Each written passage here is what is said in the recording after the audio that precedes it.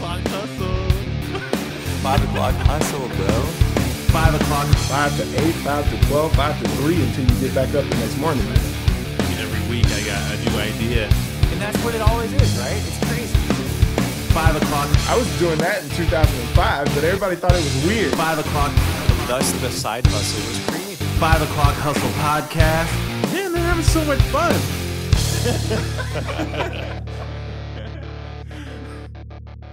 Okay, what's up, everybody? Welcome back to a special bonus episode of the 5 o'clock hustle podcast that we have today with us, Brian Harman and Stephanie Taglianetti. You might remember them from a previous episode when they came in to talk about their consulting business, and they actually mentioned that they were working on a book. Well, the time has come and they have finally released their awesome book, and I'm really excited to hear about everything that's been going on with the release. So welcome, Brian and Stephanie, back to the podcast. How you doing? Chris, never better, man. Thanks for having us. I think the last time we talked must have been May or June of 2017. And so, yes, we did, in fact, get some hustle with some muscle to get this book out. It's on Amazon. It's called Learn, Laugh, Lead, How to Avoid a Huge Leadership. Our goal was to start a series of books. This one is short and funny. It's less than 100 pages. I'll leave it there. Yeah. Steph, what do you got? Hi, happy to be back. Thanks for having us. Welcome. Absolutely. Glad to have you back. Yeah, Chris, so thanks for having us. I just got the baby to bed. You know, my son's bedtime is 6:30, so typically around 6, I'll give him a bath. And on nights like tonight, sometimes my wife will take little Benny out of the tub, and I'll just turn the lights down, grab maybe a glass of rosé or a beer or a bourbon or whatever. Okay, toss in some bath. What do you call those things? The bath bomb. Bath bombs. Oh yeah. Get that exfoliation on. Oh my god. I'm doing great. I'm very relaxed. I can tell. And to be clear, the rosé is for you and not the kid. Oh, that's for Brian. He's sleeping. I'm just messing around. Yeah. No, I'm right there with you. I just put Amelia to bed. I think Sandra's probably still in there trying to get her down. She's been really crazy ever since she started kind of being able to talk a lot more. But it's been a really fun trip. So let's dive into a little bit what you guys have been up to over the last few months that we haven't spoke together. You guys finally got this book released. What has that process been like? I know that you've had a couple of other interviews and things like that. Like, how's that been going? It's been really cool. So we put out our book, and our publicist, Scott, has been doing a wonderful job, wouldn't you say, Brian? Yeah, totally awesome. We've had a couple of podcast interviews. They've been really fun, and we're happy to be back on yours for sure. That's really cool.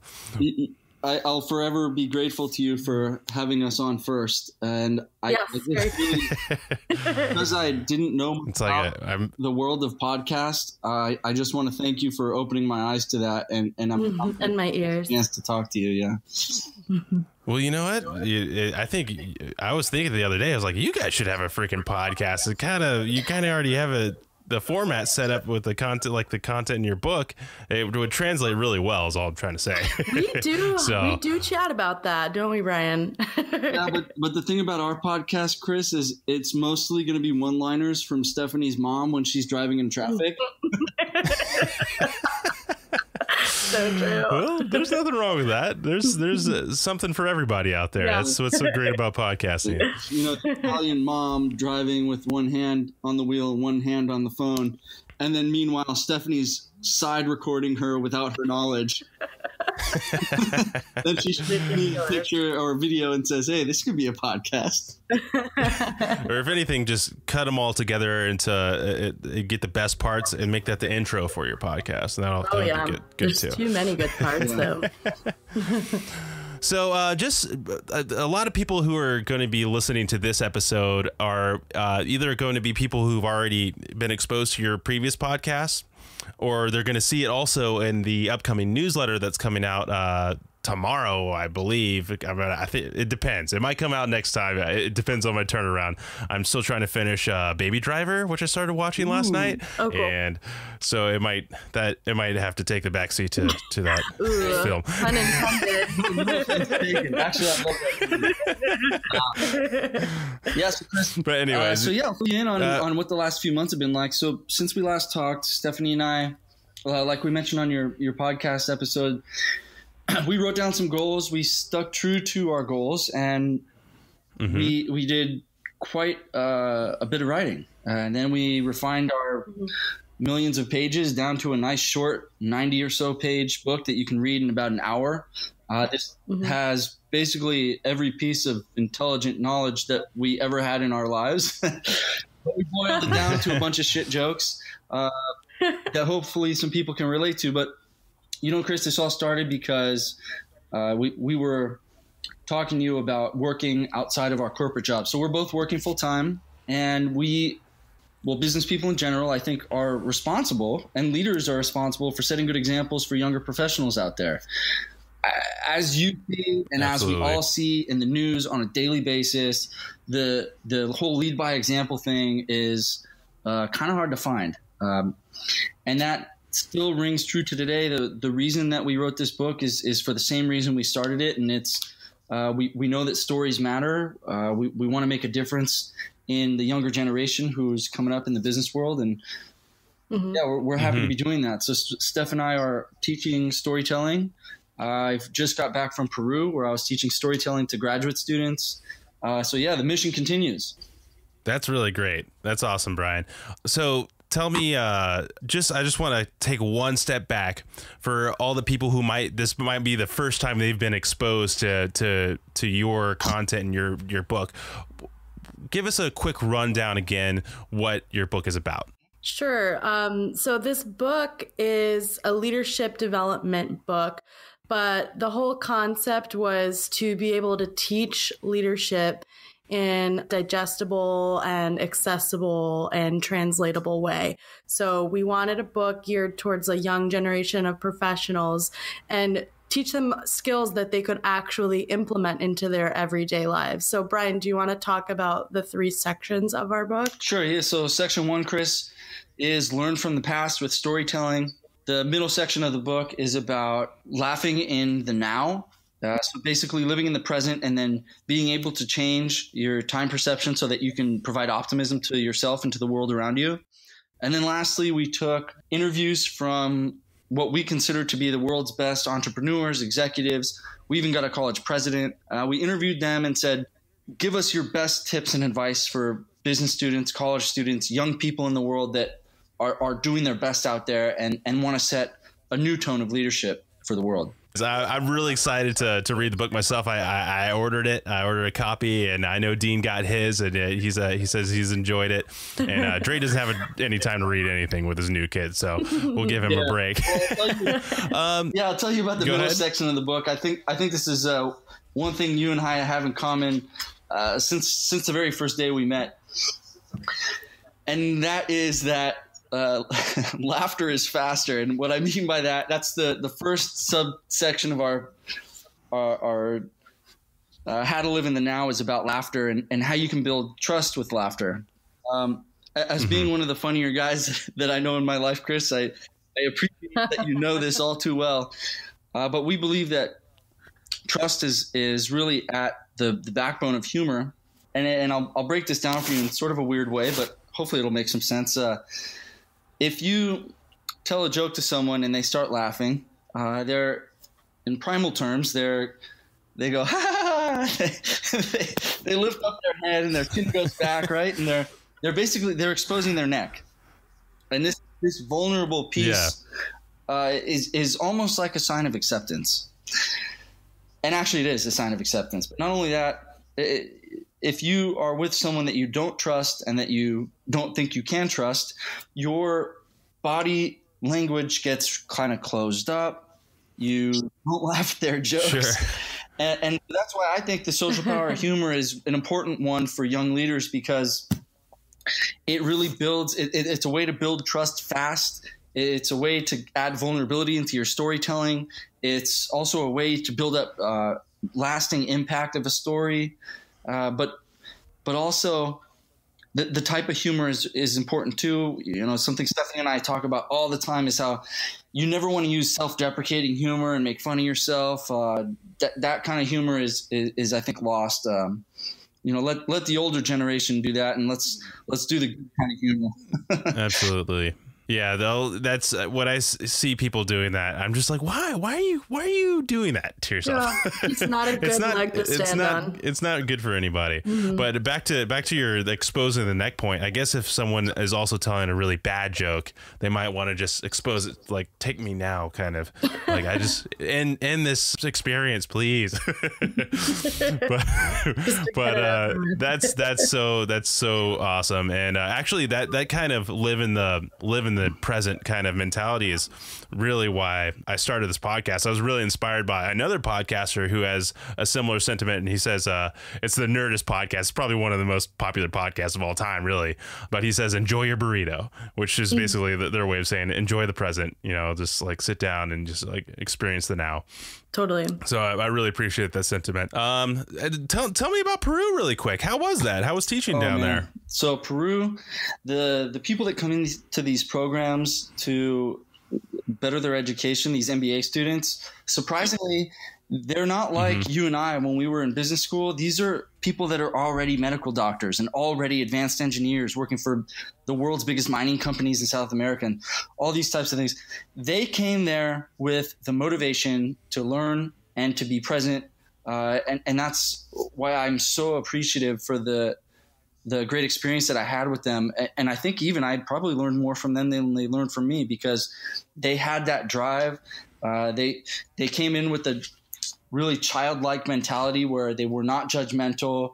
They laughed a lot. They never asked, "Oh, professor, can I get out early tonight?" You know, it wasn't like that. They were on a mission to make the world a better place through improving their education. And it's something I just really admired. So I can't wait to go back again. I left behind a few books, a few leadership books for my students, and by accident, you're like, "Oh, I'm just gonna slip this right here." That's awesome. That's really great. I'm really excited that you had that experience, and I hope one day that I can do something similar, because it first of all, just looking at your Instagram feed, I was like, man, that looks like so much fun. But yeah, I'm really pumped about that. And just a little side tangent here. You guys really have inspired me just from hearing your guys' experience and stuff. So I've been working on my own little side project so everybody keeps an eye out for it. And I'm going to have to ask you guys for a few pointers along the way. Absolutely. There's this other podcast I've been listening to, actually, called Launch. I don't know if you guys have heard about it, but there's a screenwriter who wrote his name's John August, and I don't know if you guys know who he is, but he wrote the screenplay Big Fish. And of course. So he actually started writing his first novel probably a little over a year ago, but he's podcasting his entire journey of writing this book.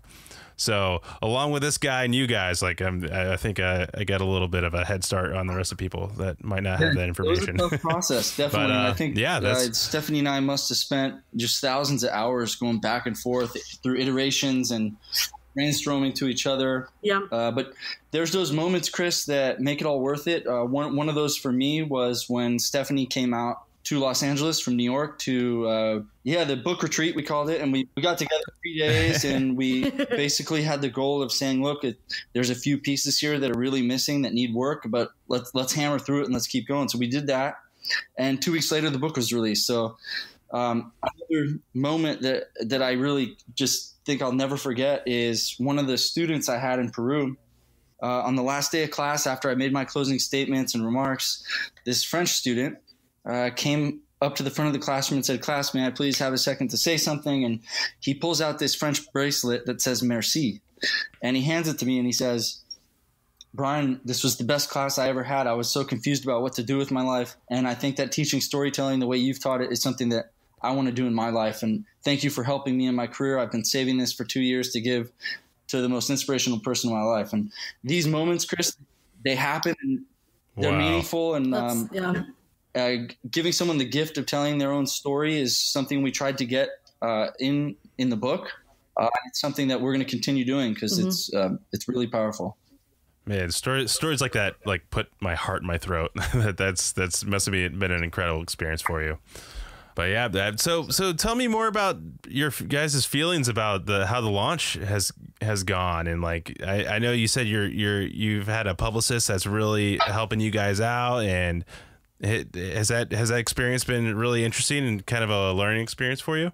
Yeah, definitely. This is, I think, something that's new for both of us, and we actually just made a big spreadsheet to sort of stay on track with all the things that we have lined up and all the tasks we have to complete. And, this is just something that we even reiterate in our book to help stay on track and organized, is like having a goal and a deadline for when you need to complete it. So we have more writing that we're doing for online publications and more podcast interviews, but it's extremely exciting because we're getting more exposure and more audiences. Yeah, it's been fun. Just because I'm a kind of a nerd like that, what are you guys using to make your spreadsheet to schedule? We're doing a Google spreadsheet. Okay. All right.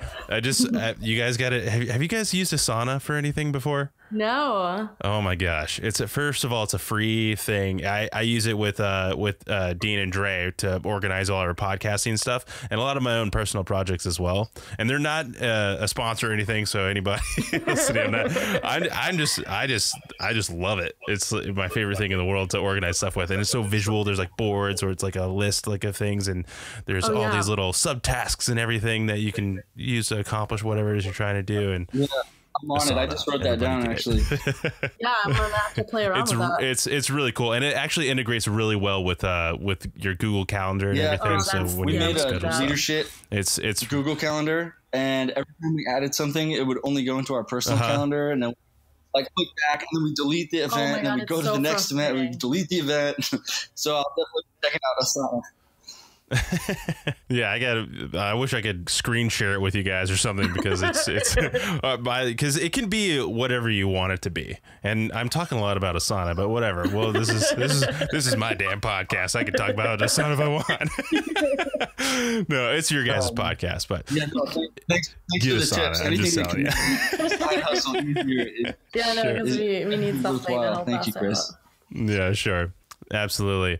Well, this is a bonus episode, so it's a little bit shorter than our normal episodes. Is there anything else you guys want to leave us with before we sign out? Stephanie and I, again, thank you, Chris, for having us. One thing that is really concerning to me. I feel like I'm a little embarrassed about this. It's hard to bring up. So like on Amazon, my mom has reviewed my book. Okay, I've had a lot of other people have reviewed the book. So if you go to look at the book and you're not in my family and you want to leave a review, that would be really awesome. Appreciated.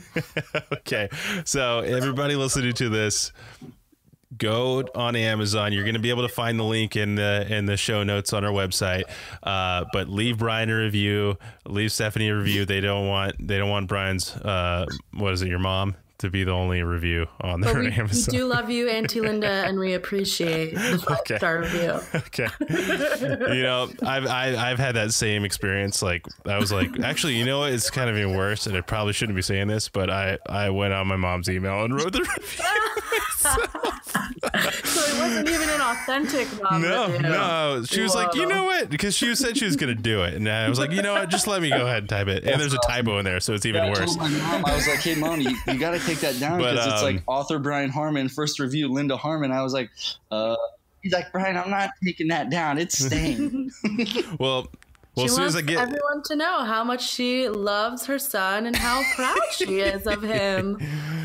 Well, as soon as I get my copy in the mail, I'm gonna give it my first read, and then I'll leave a review. I'm not gonna fake it like I did on my own podcast. I mean, if you want to log back into your mom's email and leave one there too, you know, you can do that. Oh yeah, I can do that too. Don't worry about it. I got a handle. I got her password and everything. Well, thanks a lot, guys. Everybody, if you want to find any information, any links to the Amazon to leave a review or to buy the book, especially to buy the book, you just go to 5o'clockhustle.com/leadership. That's one word. 5o'clockhustle.com/leadership. Brian and Stephanie, thank you so much for coming back on the podcast. We're really excited to have you on. I'm sorry the other guys missed you, but thank you. Maybe next time. But yeah, thanks again. Thank you.